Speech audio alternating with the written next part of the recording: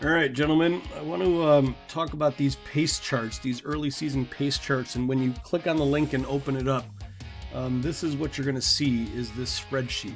Now, I want you to only focus on columns A through I in this spreadsheet. So as you scroll down, columns A through I. Everything K through S is kind of the behind the scenes work of what makes this happen. So you can just don't even look at columns K through S. So we're looking at Ethan's pace chart here. And the first thing you're going to notice is that he swam a 250 freestyle. He swam it in 222 flat.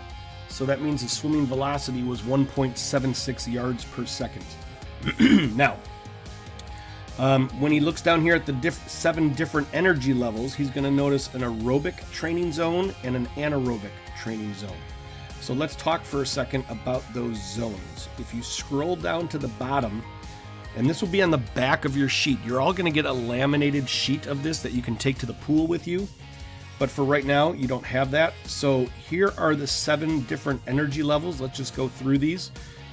Easy, which we call recreational swimming, has a stress level of 0 on the body.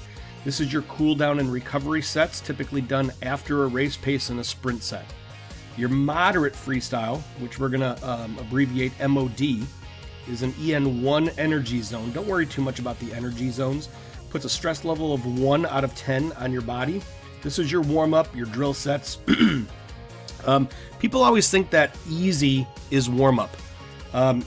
Warming up should be done at a moderate pace. It's not easy swimming. But this is a pace that can be swum for long durations, maintaining stroke technique, which requires concentration. So just because you're doing something moderately doesn't mean that you're not focused on proper techniques. Then we amp it up a little bit. We go to the cruise interval. That's an EN2, puts a 2 out of 10 stress on your body. This is the pace that you can hold for an extended period of time. You're not really getting tired. Your breathing and stroke are rhythmic.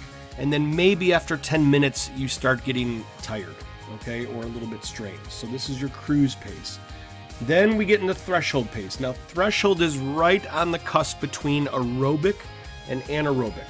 So we call this an aerobic threshold. Now, this puts a stress of 6 on your body. And this perhaps is the most important training category.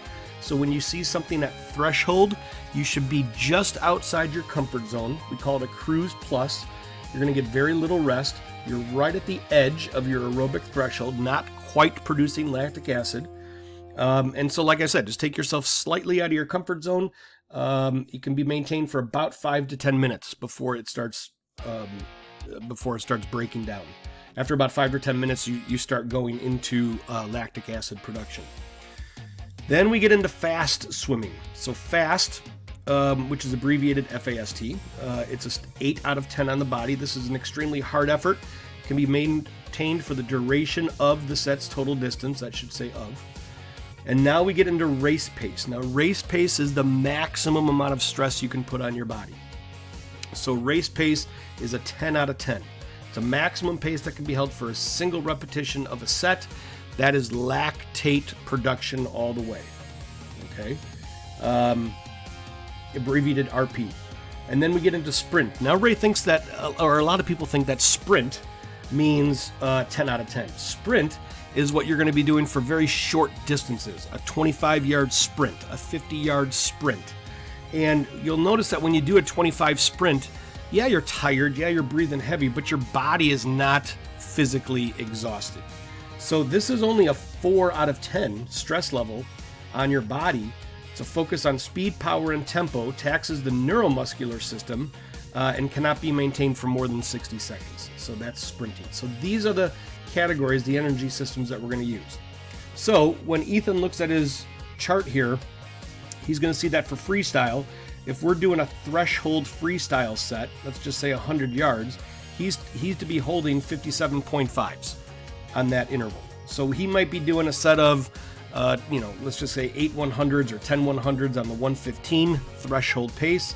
He is holding 57.5s. All right, and he shouldn't be getting a lot of rest on these. At a threshold set, you're getting maybe 10, 12 seconds rest tops, and then you're pushing off for your next repeat. Now, for race pace, All right, and that's usually, race pace, which is a 10 out of 10, 100% speed effort. He's going to be holding 52.9s. All right, so usually these would be like 100s off the blocks. We do a set of lactate production sets, 52.9.